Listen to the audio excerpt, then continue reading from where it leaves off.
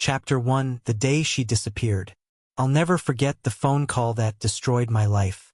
I was at the office, reviewing blueprints for the new downtown complex, when my phone rang. Unknown number. I almost didn't answer. Is this David Chun?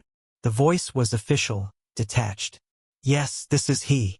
Mr. Chun, this is Officer Martinez with the Highway Patrol. I'm calling about your wife, Elena Chun. There's been an accident. The blueprints slipped from my hands. What? What kind of accident? Sir, I need you to come to County General Hospital immediately. Can you drive? Or should we send someone? Tell me what happened. My voice cracked, drawing stares from my coworkers. Your wife's vehicle went off the coastal highway near Miller's Point. The car, Mr. Chun, the car went over the cliff and caught fire. I'm very sorry. The room spun. Tom, my business partner, rushed over as I collapsed into my chair. David? What's wrong? I couldn't speak, couldn't breathe. They found her car at the bottom of a cliff, engulfed in flames. Her purse was there. Her phone cracked and melted. Traces of blood on the airbag. But no body. The fire had been too intense, they said. The ocean currents too strong. Her remains were likely incinerated or washed away. The funeral was a nightmare. We buried an empty casket. Elena's mother, Margaret, sobbed so hard she couldn't stand. I held her up with one arm while Ryan, my best friend since college, held me up with the other. I was numb, going through the motions like a robot programmed to grieve. She loved you so much, Margaret kept saying. She was so happy with you. Elena's younger sister, Sophie, stood apart from everyone, staring at the casket with an expression I couldn't read. Detached, almost confused. I thought it was just her way of coping. After everyone left, I stood alone in our apartment, holding the small velvet box that contained her wedding ring. The police had found it in her gym bag in the trunk. She probably took it off while driving, they said. Some people do that. We'd been married for 6 months. 6 perfect months. We were trying for a baby. We had plans, a house in the suburbs, 2 kids, maybe a dog. Normal, beautiful plans. I opened the box and stared at the ring, the tiny diamonds catching the fading sunlight through the window. How could she just be gone? Before continuing to the next chapter, please subscribe, like the video, and tell me in the comments which moment stayed with you. Chapter 2: Rebuilding from Ashes. 2 years crawled by like wounded animals. I threw myself into work because it was the only thing that made sense. Buildings had logic. Structures had rules. Grief had neither. Tom promoted me to senior partner, probably because I was at the office 16 hours a day. You need to talk to someone, Ryan told me one night over beers. This isn't healthy, man. He was right. I started seeing Dr. Patricia Morrison, a therapist in her 50s with kind eyes and a no-nonsense approach. You're not just grieving your wife, she told me during our 3rd session. You're grieving the future you'd planned together. That's a double loss. She helped me understand that surviving wasn't betraying Elena's memory, that breathing without pain wasn't dishonoring her. Slowly, painfully, I started to heal. Then, a year after Elena's death, something unexpected happened. Mr. Harrison, our family lawyer, called me into his office. He slid a sealed envelope across his desk. Elena left this with me before she died, with specific instructions on when to give it to you. My hands shook as I opened it. My dearest David, if you're reading this, something terrible has happened to me. I've always been a worrier, you know that. I want you to know that I've made arrangements just in case. Before we got married, I froze my eggs. I know we never really discussed it in depth, but I signed consent forms that give you the right to use them if anything ever happens to me. I don't want my death to rob you of the chance to be a father. You'll be an amazing dad. Please don't let grief stop you from living. All my love, Elena.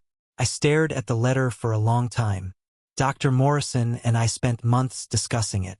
The ethics, the emotions, the reality of raising a child alone while still drowning in grief. What do you want, David? She asked me. I thought about it for weeks, and then I knew. I wanted to be a father. I wanted something good to come from all this pain.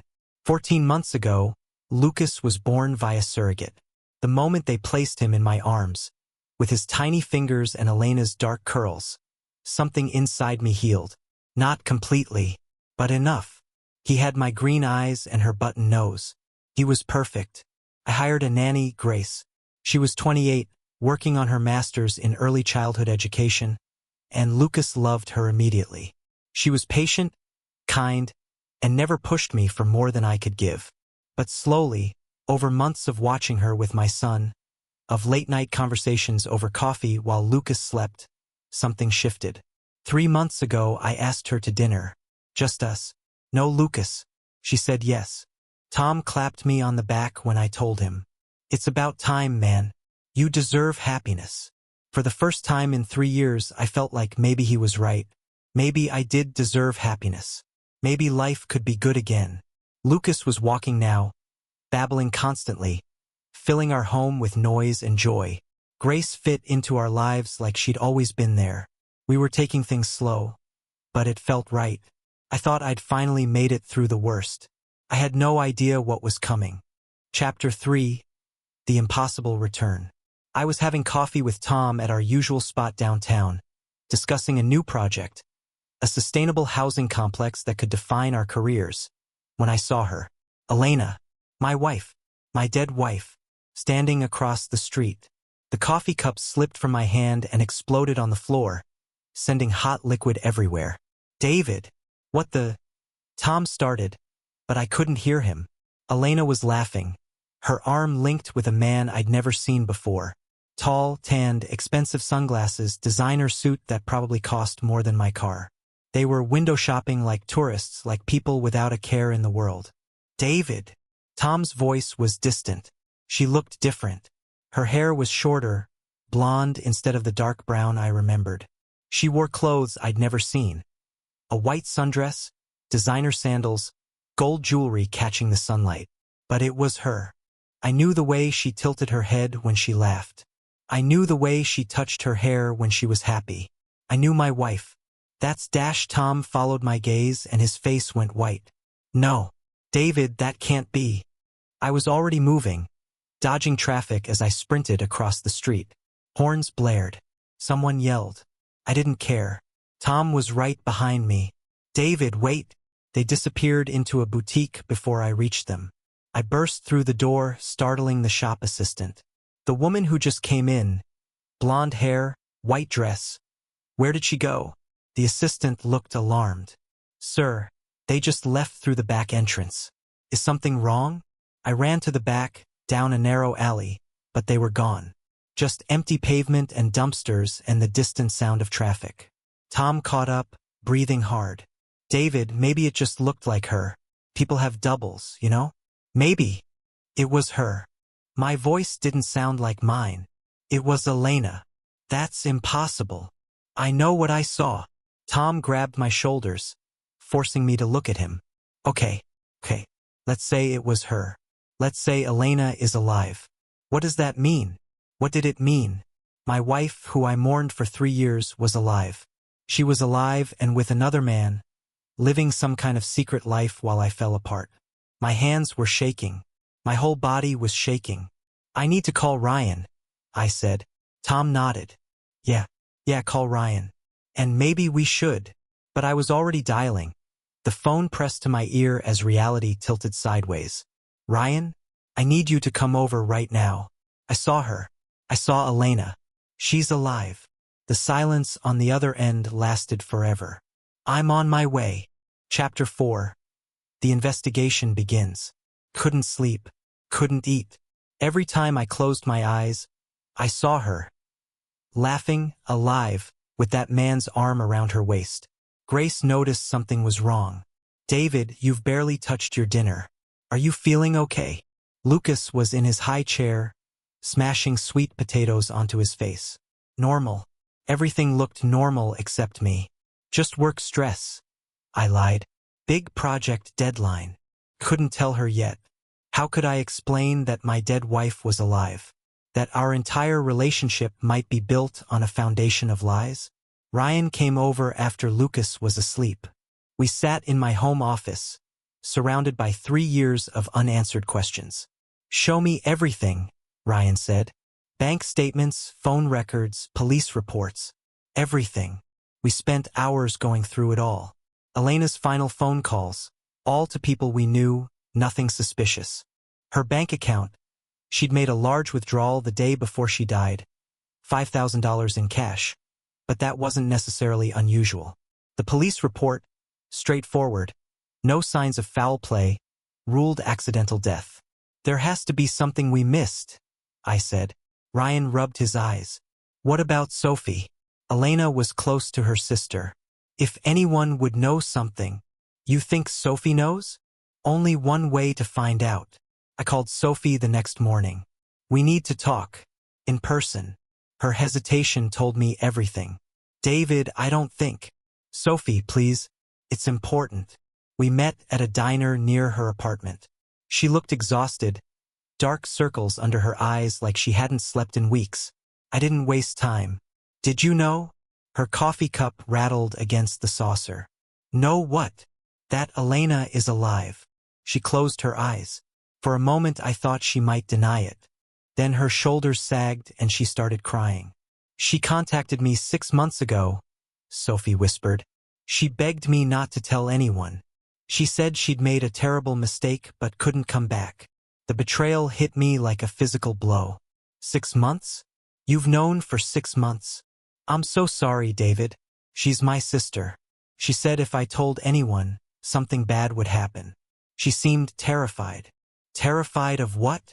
Sophie pulled out her phone with shaking hands and showed me a text message. "I'm sorry. Please don't look for me. Tell David I loved him. Tell Mom I'm sorry. But I can't come back. I can't." I stared at the words until they blurred. "Where is she?" "I don't know. She used different numbers every time. Burner phones." She never said where she was. Ryan, who'd been silent until now, leaned forward. "When was the last time she contacted you?" 2 weeks ago. She asked about David. About Mom. She wanted to know if David had moved on. The diner felt too small, too hot. "I need some air."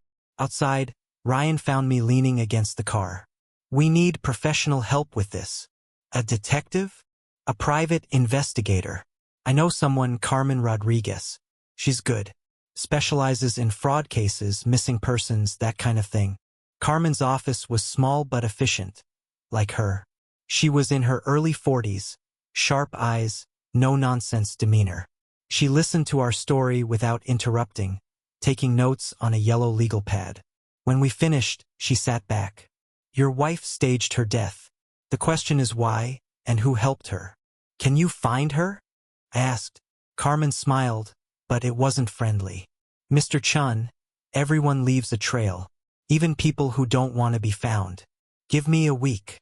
She called back in 3 days. "I found her. You're not going to like this." She pulled up security footage from the boutique on her laptop. There was Elena, clear as day, trying on sunglasses. The man with her came up behind her, wrapped his arms around her waist, kissed her neck. She was laughing. The Mercedes they got into is registered to Julian Castellano, venture capitalist from California. Very wealthy. Very married. Well, he was married. Divorced 8 months ago. My throat was tight. "Where are they staying?" Carmen slid a piece of paper across her desk. "The Grandview Hotel. Penthouse suite. Registered under the name Victoria Reed." She paused. "David, are you sure you want to do this?" Confronting her might. "Give me the address." Chapter 5: The Confrontation. The Grandview Hotel was the kind of place Elena and I could never afford. Marble floors, crystal chandeliers, valets in white gloves. The life she'd chosen over me. Ryan walked beside me, his jaw set. "You sure about this?" "No. But I'm doing it anyway." The concierge was professionally polite. "I'm looking for Elena Chun." "I'm sorry, sir. We have no guest by that name." I leaned closer. "Try Victoria Reed. Penthouse suite." His expression didn't change. "I cannot give out information about our guests." I pulled out my wallet and slid $200 bills across the marble counter. "She's my wife. She faked her death 3 years ago. I need to see her." The money disappeared. The penthouse elevator requires a key card, but I suppose I could look away for a moment if someone pressed the emergency override. The elevator ride felt like falling. My heart hammered against my ribs. "What are you going to say to her?" Ryan asked. "I have no idea." The penthouse hallway was silent except for my footsteps. Room 3001. I raised my fist and knocked. Nothing. I knocked harder. Footsteps. The door opened. The man, Julian, stood there in a silk robe looking annoyed. "Can I help you?" Then I heard her voice from inside. "Julian, who is it?" Everything inside me stopped. She appeared behind him, wearing one of those expensive sundresses, her blonde hair damp like she'd just showered. When she saw me, the color drained from her face. "David," she whispered. My voice came out hoarse. "You're alive." She tried to close the door, but I pushed past Julian into the suite. It was massive. Floor-to-ceiling windows overlooking the city. Furniture that belonged in a magazine. Champagne chilling in a bucket. 3 years, Elena. 3 years I thought you were dead." She was backing away from me, shaking her head. "You weren't supposed to find me. How did you? How did I find you? You're walking around in broad daylight. Did you think you could just disappear forever?" Julian stepped between us, his voice cold. "I think you should leave. You're upsetting her." I laughed, but it sounded wrong. "I'm upsetting her? Do you have any idea what she did?" "David, please." Elena's voice cracked. "Let me explain." "Explain what?" "Explain how you faked your death? How you let me mourn you? How you let your mother cry herself sick?" My voice was rising. "How you made me believe I'd lost the love of my life." Tears were streaming down her face. "I couldn't do it anymore." "Do what?" "The life you wanted. The boring, predictable life. The house in the suburbs, the kids, the minivan." I felt like I was suffocating. Her words were knives. "So you decided to die." I met Julian and everything changed. He showed me there was more to life than what?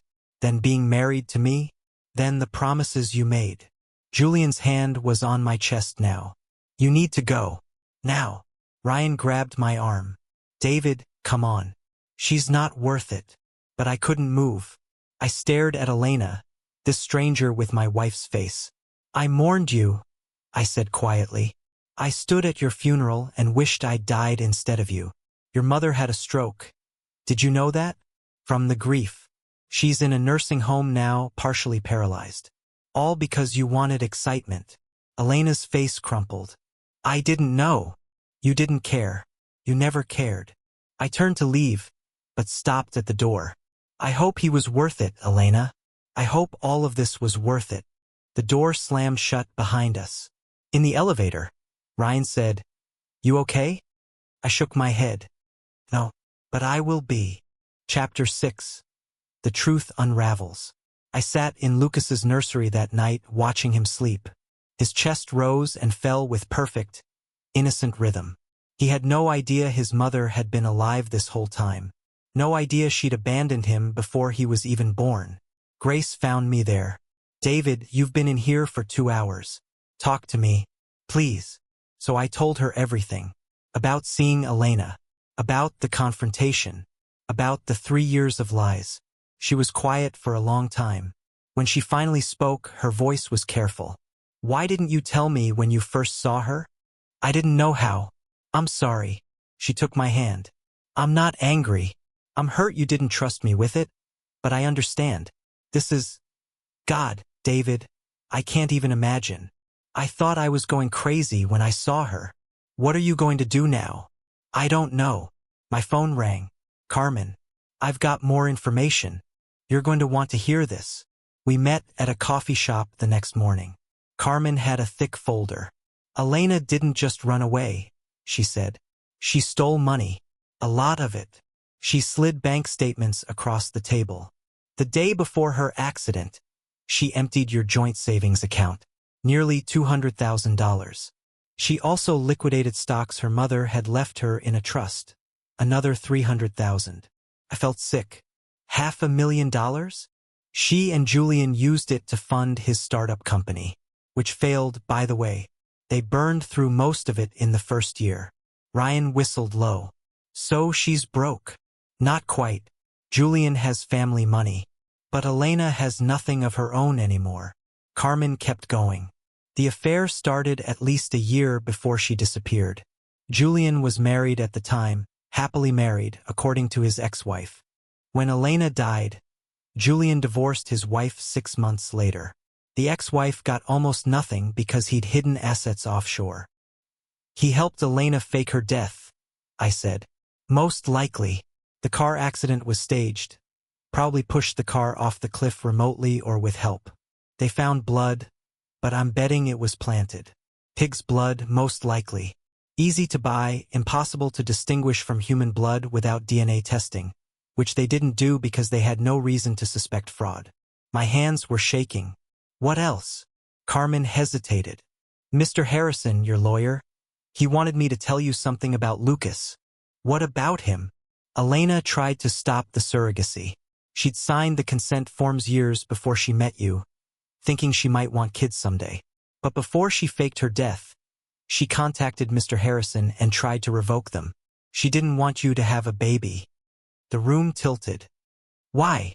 According to the notes, she said it would complicate things. Mr. Harrison told her the forms were irrevocable once the process had started. Legally, she had no grounds to stop it. Grace's hand found mine under the table. So she never wanted Lucas, I said quietly. No, Carmen said. She didn't. That night, Sophie called. David, Elena contacted me again. She wants to see you. She says she made a mistake. Tell her no. She's crying all the time. She says Julian is being cruel to her. That everything's falling apart. Good. David. She made her choice, Sophie. She chose this. Tell her to stay away from me. I hung up, but I knew it wouldn't be that simple. Chapter 7. She comes back. 2 weeks later, I was home with Lucas and Grace. It was Saturday morning and we were making pancakes, or trying to. Lucas was more interested in throwing batter than eating it. The doorbell rang. Grace went to answer it while I wiped Lucas's face. Then I heard her voice, tight with shock. David, you need to come here. I walked to the front door and stopped dead. Elena was standing on my porch. Her blonde hair was darker now, growing out. She wasn't wearing makeup. Her clothes looked worn. And she was crying. David, please. I need to talk to you. Grace was holding Lucas now, and Elena's eyes locked onto him. Her whole body went rigid. You have a baby? Her voice was barely a whisper. We have a baby? Her legs gave out. She collapsed right there on the porch, sobbing into her hands. Oh God, we have a son. I texted Ryan, Elena's at my house. Come now. Then I stepped outside, closing the door behind me. You need to leave. Please, David. Please let me explain. She was gasping between sobs. I made a terrible mistake. The worst mistake of my life. Yeah, you did. And now you have to live with it. I know. She looked up at me with red, swollen eyes. I know I don't deserve forgiveness. I know I destroyed everything. But please just hear me out. Against my better judgment, I let her in. Just inside the foyer, not further. Grace took Lucas upstairs. Elena watched them go, her face twisted with grief. He's beautiful, she whispered. He looks like both of us. You don't get to have feelings about him. You left. You died. Ryan arrived within minutes, his face dark with anger. What the hell are you doing here? Elena flinched. I came to apologize. To explain. Explain what? Ryan's voice was hard. Explain how you're a selfish, cruel person who destroyed everyone who loved you. Julian left me. The words came out broken. He found someone else. Someone younger, richer, more useful. He threw me out last week. I have nothing, David. I lost everything. Ryan scoffed. You lost nothing. You threw everything away. Elena reached for me. I stepped back. I was stupid, she said. I was selfish. I thought I wanted passion and excitement. I thought I wanted a life that felt like a movie. But all I got was emptiness. Julian didn't love me, he loved the thrill. He loved stealing someone's wife, spending her money, having a trophy. When things got hard, when I needed him, he just abandoned me. Ironic, I said. She flinched again. I deserve that. I deserve all of this. But I love you, David. I always loved you. I was just too stupid to realize what I had. Grace came back downstairs, Lucas on her hip. He was pointing at Elena. Who dat? The sound of his voice broke something in Elena. She started sobbing harder. Grace's voice was quiet but firm. I think I should leave you to talk. No, I said. Stay. I turned to Elena. Do you have any idea what you did to me? What you did to everyone? I know. No, you don't. You have no idea. I mourned you, Elena. I cried myself to sleep for months. I went to therapy. I rebuilt my entire life from nothing because you decided your boredom was more important than the people who loved you. I'm sorry. Your mother had a stroke. From the grief. She's in a nursing home now, partially paralyzed. She can barely speak. Did Sophie tell you that? Elena's hand flew to her mouth. Oh God. Mom. And this baby you're staring at? He exists because you made plans before you left. Plans you tried to cancel because he would complicate things. You didn't want him. You never wanted him. That's not true. You tried to stop the surrogacy, Elena. Mr. Harrison told me everything. You wanted to make sure I'd be completely alone. She was shaking her head violently. No, I just thought it was too soon. That you needed time to grieve. Bullshit. You wanted to make sure you could come back if things didn't work out with Julian. You wanted to keep me as a backup plan. Grace's voice cut through. David, she's not worth this. She's not worth your anger. But I couldn't stop. 3 years of pain came pouring out. Do you want to know the worst part, Elena? It's not that you left. It's not even that you faked your death. It's that you were so goddamn selfish you couldn't even consider what it would do to everyone else. Your mother lost her daughter. Your sister had to lie for you. I lost my wife. And Lucas? I looked at my son, who was watching us with confused eyes. Lucas will grow up knowing his mother chose to abandon him before he was even born. Elena lunged forward, reaching for Lucas. Please let me hold him. Please, just once. Grace stepped back, shielding him. No, I said. You don't get to touch him. You're not his mother. You're just the woman who provided genetic material. Grace is more his mother than you'll ever be. Elena collapsed onto the floor, wailing. I'm sorry. I'm so sorry. I'll do anything, David. Anything to fix this. I'll spend the rest of my life making it up to you, I swear. There's nothing to fix. It's broken. You broke it. Ryan pulled her to her feet. Time to go. She clung to the doorframe. Please, David. I have nowhere to go. No money, no job, no one. Julian took everything. I'm living in my car. Please, you're all I have left. For a moment, just a moment, I felt sorry for her. Then I remembered the funeral, the empty casket, the 3 years of grief. You made your choices, Elena. Now live with them. Ryan physically pulled her out the door. She was screaming now. I love you. I never stopped loving you. Please don't do this. The door closed. Silence. Lucas started crying, scared by all the noise. Grace rocked him gently. It's okay, baby. Everything's okay. I sank onto the couch, my whole body shaking. Grace sat beside me, Lucas between us. Are you okay? No, but I will be. Through the window, I watched Ryan put Elena in his car. He'd drive her somewhere. A shelter, maybe, or Sophie's apartment. I didn't care where. I just needed her gone. Lucas reached for me with chubby hands. Dada? I pulled him into my arms and held him tight, breathing in his baby shampoo smell. I've got you, buddy. Dada's got you. Chapter 8. The Karma She Earned. Carmen called 2 days later with an update I hadn't asked for but somehow needed to hear. Julian filed a restraining order against Elena. I was at work, reviewing contracts, trying to pretend my life was normal. What? Apparently she showed up at his new girlfriend's house making threats. The police were called. He got an emergency restraining order. She has to stay 500 feet away from him at all times. I should have felt satisfaction. Instead, I just felt tired. There's more, Carmen continued. The money she stole, it's gone. All of it. Julian's startup failed within a year. They spent the rest on luxury hotels, expensive clothes, traveling. She's broke, David. Completely broke. What about Julian?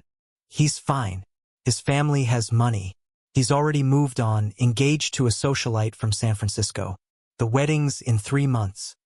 So Elena had destroyed her life for a man who discarded her the moment she became inconvenient. There was probably a lesson in that. Sophie called that afternoon. Mom knows Elena's alive. My stomach dropped. How? Elena tried to visit her at the nursing home. The staff wouldn't let her in. But Mom saw her through the window. She's devastated, David. She keeps saying she buried her daughter 3 years ago and won't dig her up now. How's Margaret handling it? Sophie's voice broke. Not well. She had another small stroke yesterday. The doctors say the stress, David. I don't know if she's going to recover from this. I visited Margaret the next day. She was in her wheelchair by the window, staring at nothing. When she saw me, her good hand reached out. David. Her speech was slurred but understandable. You came. Of course I came. I pulled up a chair. How are you feeling? Tired. So tired. She gripped my hand. Sophie told me. About Elena. About the baby. I nodded. I don't have a daughter anymore, Margaret said. The woman who came here, that's not my Elena. My Elena died 3 years ago. I understand. Her eyes filled with tears. But that baby, that little boy, he's still my grandson. Please don't take him away from me because of what she did. My throat was tight. I would never do that. You're his grandmother, Margaret. Always. She smiled through her tears. Bring him to visit me. I want to know him. I want him to know he has a grandmother who loves him, even if his mother she couldn't finish. I'll bring him this weekend. I promise. Grace and I had a long talk that night after Lucas was asleep. How are you really doing? She asked. I thought about it. Honestly, I don't know. Part of me wants Elena to suffer. Part of me just wants her to go away. And a small part, a really small part, feels sorry for her. That's normal. She was your wife. You loved her. I loved who I thought she was. That person never existed. Grace was quiet for a moment. What happens now? Is she going to keep showing up? Carmen says she's trying to contest the surrogacy agreement, claiming she deserves parental rights to Lucas. Grace went pale. Can she do that? Mr. Harrison says no. She signed away those rights and legally, she's been declared dead. She'd have to prove fraud, admit to faking her death, which opens her up to criminal charges. It's a mess. So Lucas is safe? Lucas is safe. I promise. She leaned against me. I can't imagine what you're going through. If my ex came back from the dead, you'd handle it better than I am. She laughed softly. I doubt that, Dr. Morrison had one word for me in our next session. Closure. You keep waiting for a moment of finality, she said. But closure isn't always a dramatic revelation. Sometimes it's just the quiet realization that you've already moved on. Have I moved on? Haven't you? You have a son you adore, a woman who loves you, career that fulfills you. Elena's return didn't destroy you, David. It barely shook you. That's moving on. She was right. Elena's appearance had been shocking, painful, but not devastating. I wasn't the same broken man she'd left behind. I was stronger now, better. What should I do if she contacts me again? I asked. What do you want to do? I want her to disappear again. For real this time. Dr. Morrison smiled. Then make that boundary clear. You don't owe her anything. Not your time, not your forgiveness, not your pity. Tom took me out for drinks that Friday. You're handling this better than I expected. What did you expect? I don't know. More anger? More drama? I sipped my beer. I was angry, but staying angry is exhausting. She's not worth the energy. What about Grace? How's she dealing? She's amazing. She's been so supportive through all of this. Tom grinned. You're going to marry her, aren't you? Maybe. Yeah. Probably. Good. She's great for you. And Lucas loves her. Lucas. Everything came back to him. He was the reason I got up in the morning. The reason I kept fighting. The reason Elena's betrayal didn't break me. She tried to make sure he never existed. And instead, he'd become my salvation. Karma was a strange thing. Chapter 9. The Final Encounter. 3 months passed. Life settled into a comfortable rhythm. Lucas was talking more, stringing together 2- and 3-word sentences. Grace moved in with us. Work was good. Margaret was recovering slowly but steadily. I hadn't heard from Elena since that day at my house. Then, on a sunny Saturday in April, I took Lucas to the park. Grace was visiting her family for the weekend, so it was just us boys. Lucas was obsessed with the swings. Higher, Dada. Higher. I pushed him gently, watching his curls bounce, his laughter filling the air. That's when I saw her. Elena was sitting on a bench about 50 feet away, watching the children play. She looked terrible, thinner, hollow-eyed, wearing clothes that had seen better days. Her hair was back to dark brown, pulled into a messy ponytail. She saw me at the same time. We locked eyes. She stood up but didn't approach. I could have left. I should have left. But something made me walk over to her, Lucas in my arms. David, she said quietly. I'm not here to bother you. Promise. I come here sometimes. To see families. To remember what I destroyed. I sat down on the bench, keeping distance between us. Lucas pointed at a dog running past. Doggy. Yeah, buddy. That's a doggy. Elena watched him with such longing it was painful to see. What do you want, Elena? She shook her head. Nothing. I know I have no right to anything. I just wanted to tell you something, and then I'll leave you alone forever. What? I'm sorry. Truly deeply sorry. Not because I got caught. Not because Julian left me. But because I hurt the one person who loved me unconditionally. You deserved so much better than what I gave you. I looked at her. Really looked at her. She was broken. Completely shattered. What are you doing now? I asked. Where are you living? Sophie's couch. I'm working at a diner, night shifts. It's not much, but it's something. She laughed bitterly. From penthouse suites to serving coffee at 3 a.m. Funny how life works. That's what you chose. I know, and I live with it every day. Every single day I wake up and remember what I had and what I threw away. She looked at Lucas. Is he happy? Yes, very happy. Does he ask about me? He doesn't know you exist.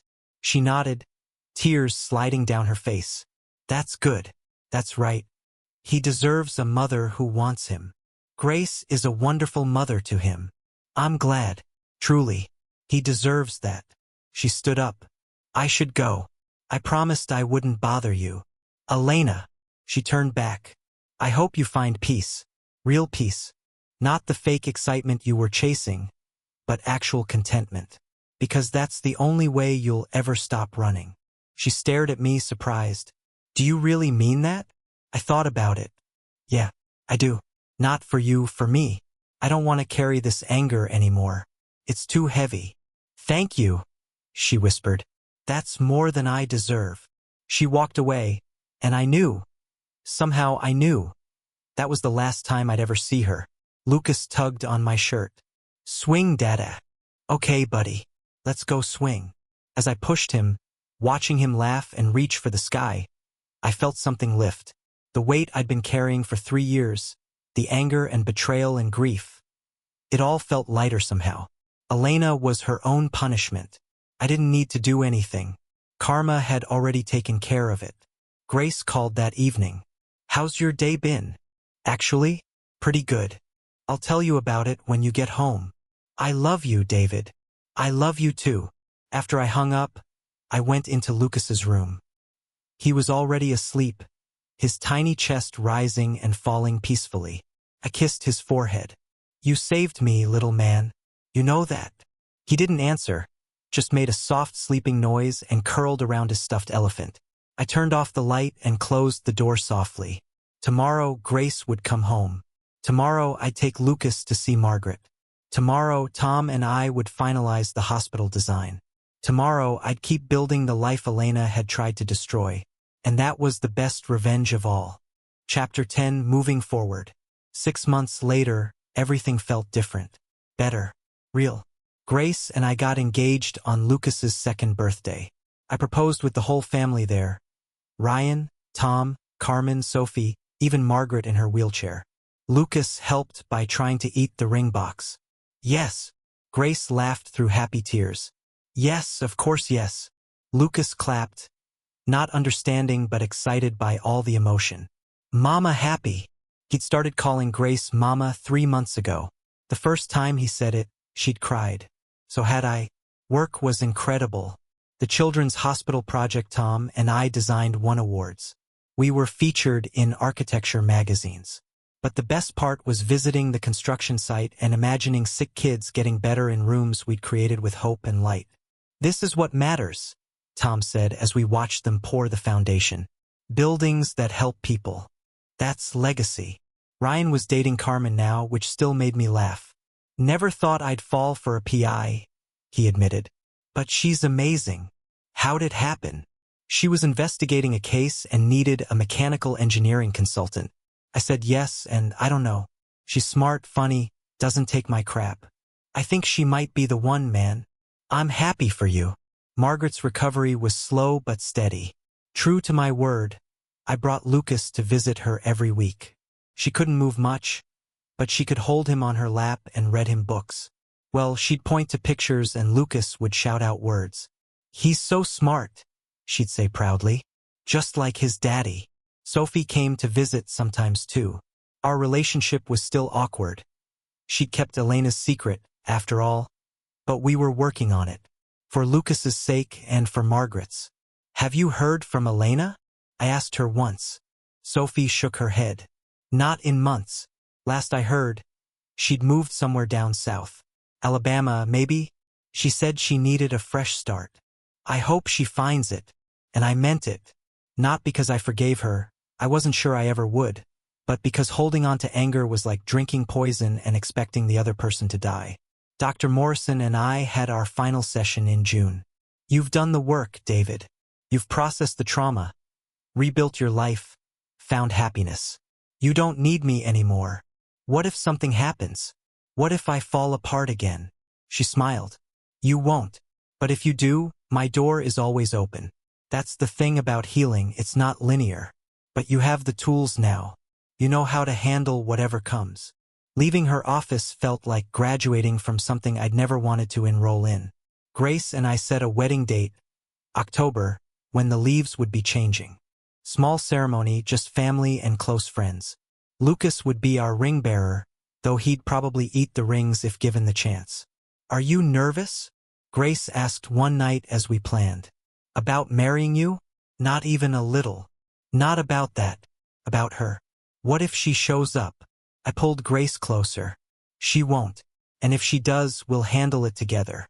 But she's not part of my life anymore, Grace. She's just someone I used to know. I love you. I love you too. Tom threw me a bachelor party. Nothing crazy, just dinner and drinks with Ryan and a few other friends. We told stories, laughed, toasted to the future. You've come a long way, Ryan said, his arm around my shoulders. 3 years ago, I thought I'd lost you. You were just empty. And now look at you. Engaged, happy, a great dad. I'm proud of you, man. I couldn't have done it without you. That's what friends are for. The night before the wedding, I couldn't sleep. I stood in Lucas's room, watching him sleep like I'd done 1,000 times before. Your mom asked about you once, I whispered. She asked if you were happy. I told her yes. And you are, buddy. You're so happy. And you're going to have a wonderful life with people who love you properly. Who show up. Who stay. He stirred but didn't wake. The wedding was perfect. Grace walked down the aisle in a simple white dress, and I forgot how to breathe. Lucas toddled beside her in a tiny suit, clutching the ring pillow like his life depended on it.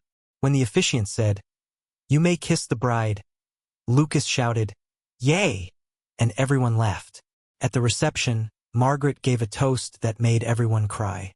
Her words were still slurred, but her meaning was clear. Family isn't about blood. It's about showing up. Grace, you showed up when my daughter ran away. You gave my grandson a mother. You gave David a future. Welcome to the family, sweetheart.